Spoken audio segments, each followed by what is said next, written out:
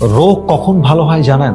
যখন রোগ হওয়ার কারণটাকে মানুষ জাস্টিফাই করতে পারে যে এই কারণে আমার রোগ হচ্ছে। এক্স্যাক্টলি একজন মানুষ সফল কখন হয় জানেন? যখন মানুষ তার সফলতা না আসার কারণকে খুঁজে বের করতে পারে, যে আমার কোন মিস্টেকের জন্য আমি সফল হতে পারছি না। মানুষ যখন তার মিস্টেক গুলো খুঁজে বের করে, তার ভুলগুলো খুঁজে বের করে, কোথায় ফল্ট হচ্ছে, কোথায় মিস্টেক করছি, মানুষ যখন এটা খুঁজে বের করতে পারে, তারপরে সে পৃথিবীর সবচেয়ে সফল ব্যক্তি হতে পারে। এখন খেয়াল করেন, যে সফল ব্যক্তি এবং যে অসফল ব্যক্তি, তাদের মাঝে পার্থক্য এক জায়গায়। অসফল ব্যক্তি বছরের পরে বছর পার হয়ে যায়, তার মিস্টেক কোথায় হচ্ছে, কি ভুল করছে, কোন স্টেপে ভুল হচ্ছে, সে কেয়ার করে না, পরোয়া করে না, বিধায় তার বয়স বৃদ্ধতে পৌঁছায় গেলেও সে সফল হতে পারে না। আর যে সফল ব্যক্তি, সে অলওয়েজ ভাবে what is the mistake, what is the fault, আমার ভুল কোথায়, মিস্টেক কোথায়, এটাকে আমার আগে জাস্টিফাই করতে হবে।